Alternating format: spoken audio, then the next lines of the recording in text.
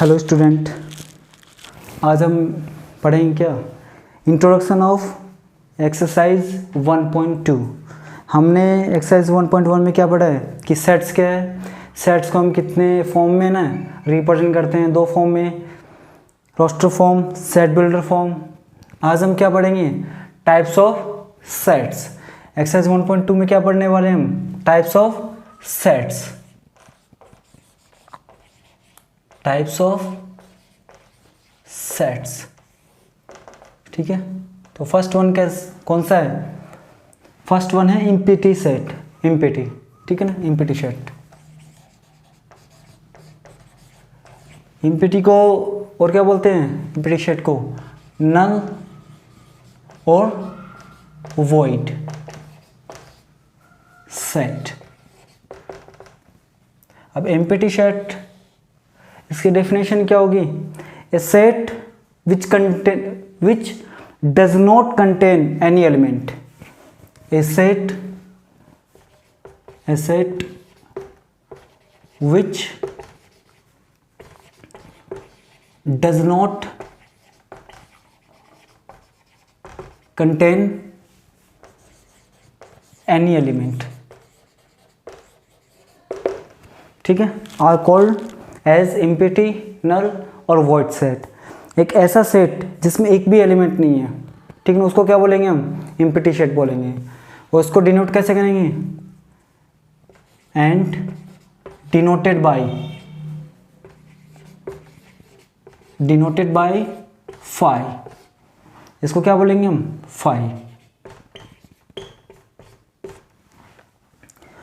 तो अब इसको डेफिनेशन तो हमने लिख ली है, ठीक है ना।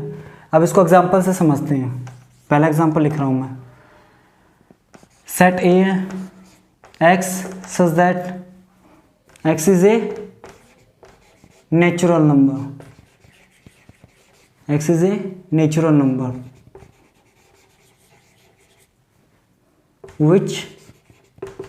which is greater than 10 and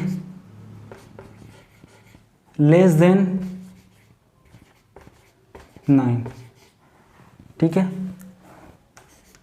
तो क्या होगा बताओ, एक ऐसा नेचुरल नंबर बताना है जो आपको क्या हो, 10 से तो बड़ा हो और 9 से छोटा हो। जैसे मैंने लिखा 11, अब 11 10 से तो बड़ा है लेकिन 9 से छोटा थोड़ी ना है।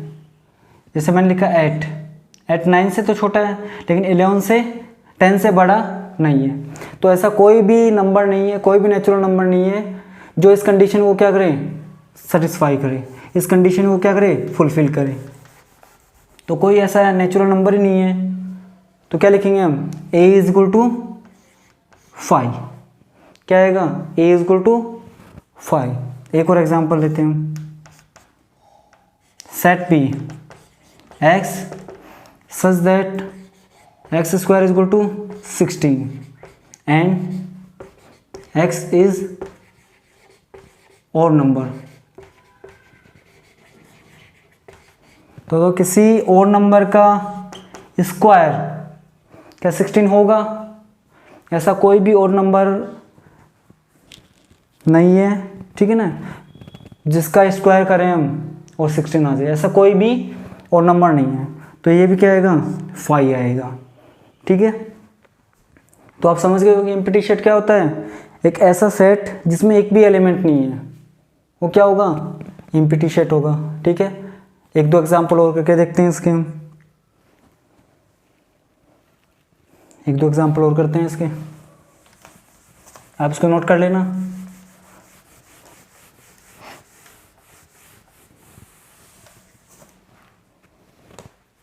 एक एग्जांपल और कर रहे हैं। सेट C है x such that x is a odd prime number, x is a odd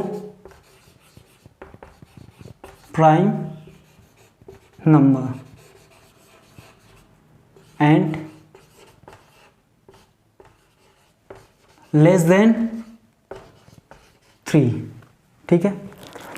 x क्या है, एक ऑड प्राइम नंबर है, ठीक है। तो पहले तो प्राइम नंबर की डेफिनेशन सभी को क्लियर होनी चाहिए। तो प्राइम नंबर की डेफिनेशन क्या है, आप नोट कर लेना। Prime number,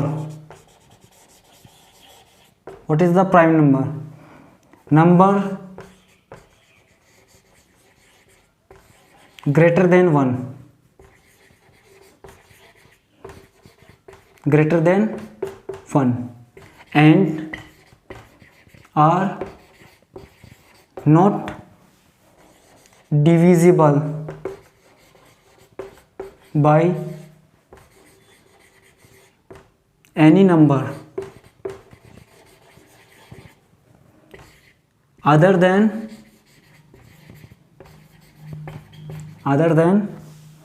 1 and itself,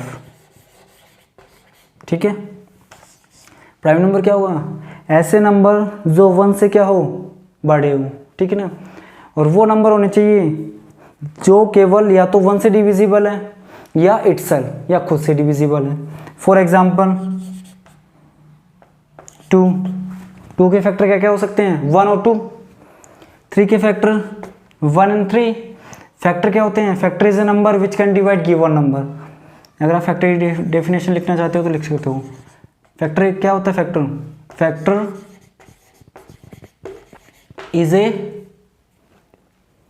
is a number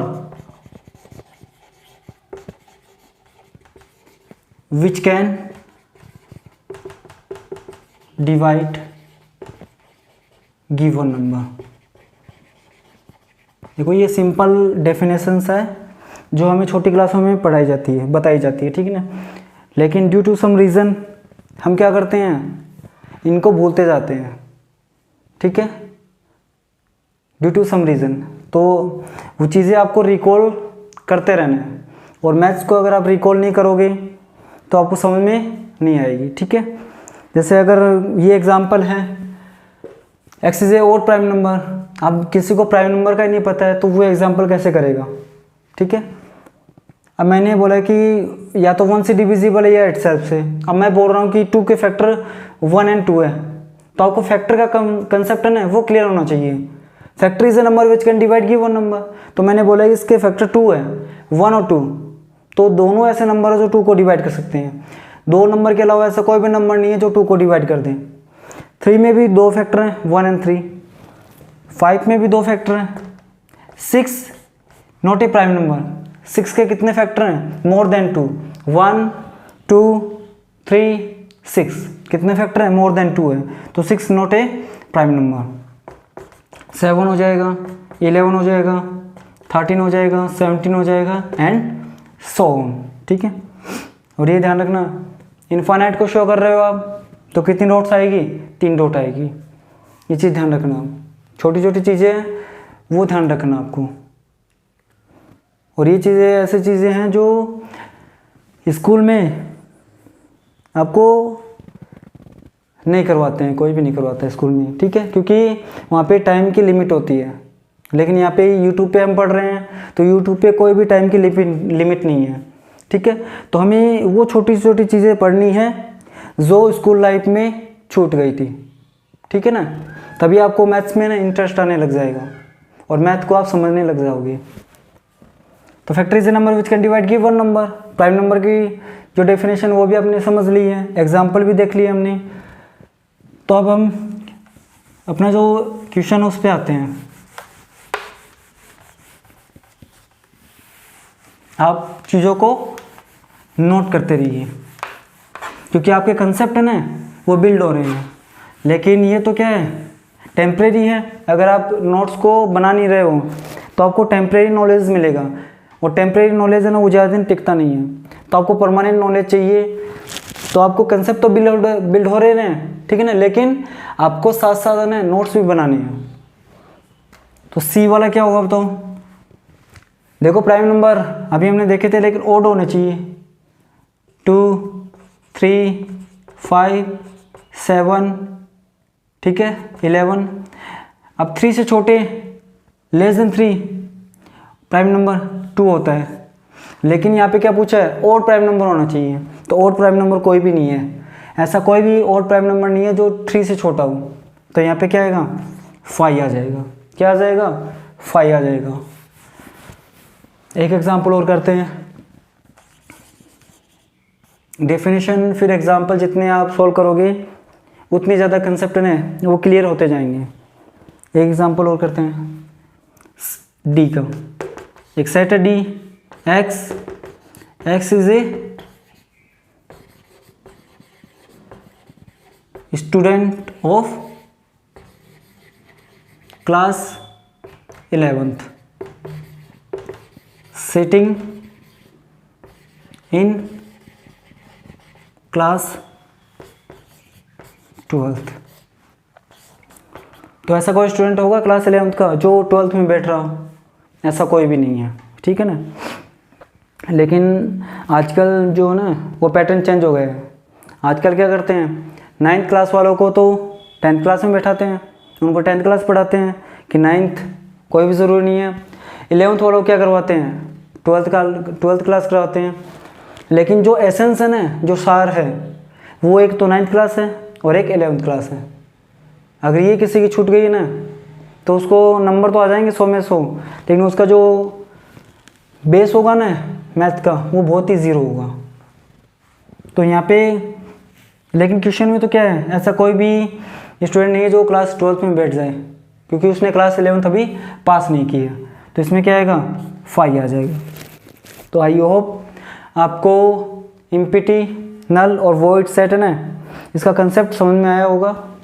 अब जो नेक्स्ट है ना वो क्या है, फाइनाइट और इनफाइनाइट सेट। फाइनाइट और इनफाइनाइट सेट वो करते हैं, तो इसको नोट कर लीजिए आप।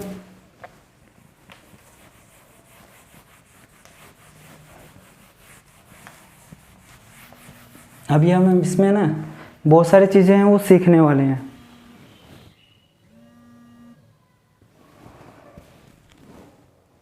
अब तो क्या है, बस रेगुलर चैनल से ना जुड़े रहिए और आप बहुत सारी चीज़ें सीखेंगे इसमें।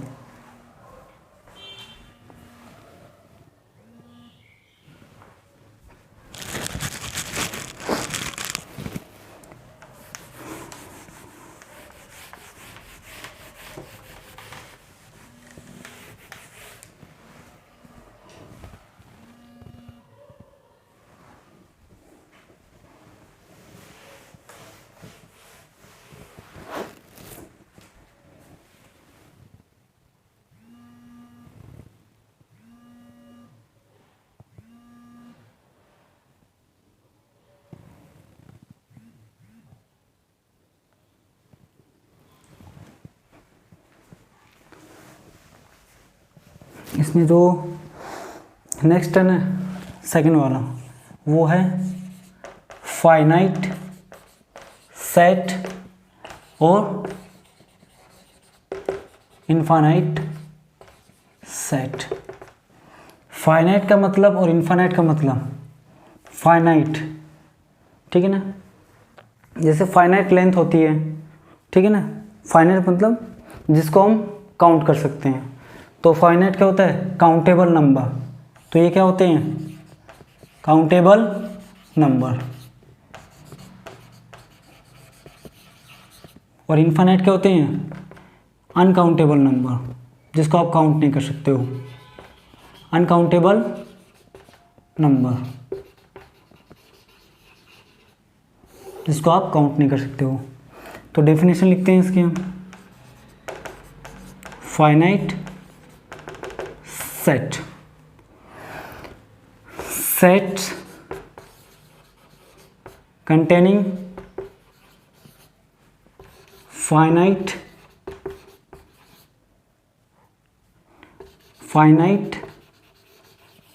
number of elements are called finite set। ऐसे सेट जिसके एलिमेंट क्या हो, फाइनाइट हो, मतलब काउंटेबल हो, ठीक है ना। Set containing countable number of elements, तो फाइनाइट की जगह आप काउंटेबल कर लो। आप फाइनाइट की जगह क्या करो आप, काउंटेबल नंबर ऑफ एलिमेंट्स, ठीक है। Second, infinite set, infinite set, set containing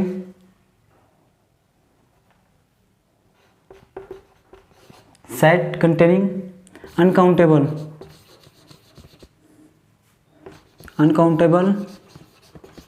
number of elements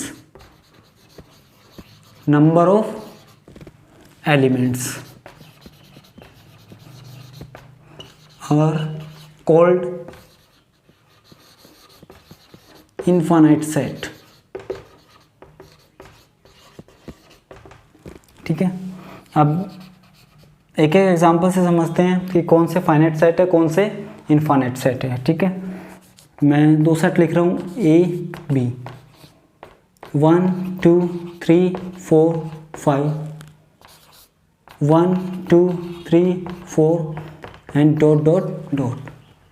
तो देखो 5 के आगे कोई भी डॉट नहीं है, ठीक है, ब्रैकेट क्लोज है। तो इसमें जो सेट ए है ना, इसमें 5 ही एलिमेंट है, 1 2 3 4 5। तो जो एलिमेंट है ना उनको हम काउंट कर सकते हैं, तो काउंटेबल है ये। तो ये कौन सा होगा, फाइनाइट सेट। ये किसका एग्जांपल है, फाइनाइट सेट का। और जो सेकंड एग्जांपल है ना सेट बी, इसमें इनफाइनाइट नंबर है, ठीक है ना, और 1 to इनफाइनाइट है। तो ये क्या है, एक नेचुरल नंबर का सेट है। और नेचुरल नंबर में तो क्या होते हैं, 1 to इनफाइनाइट नंबर होते हैं। तो इनमें ऐसे इतने नंबर है कि जिनको हम काउंट नहीं कर सकते हैं, तो ये अनकाउंटेबल है। तो कौन सा होगा ये, इनफाइनाइट सेट। तो ये एग्जांपल किसका है, इनफाइनाइट सेट का है, ठीक है। तो आज की क्लास में बस इतना ही। नेक्स्ट जो क्लास होगी ना, उसमें एक्सरसाइज 1.2 के एग्जांपल्स करेंगे। अगर आपको ये वीडियोस हेल्पफुल आपके लिए, आप कुछ नया सीख रहे हो, ठीक है ना, तो वीडियोस को शेयर कीजिए और चैनल को ना सब्सक्राइब ज़रूर कीजिए। Thank you.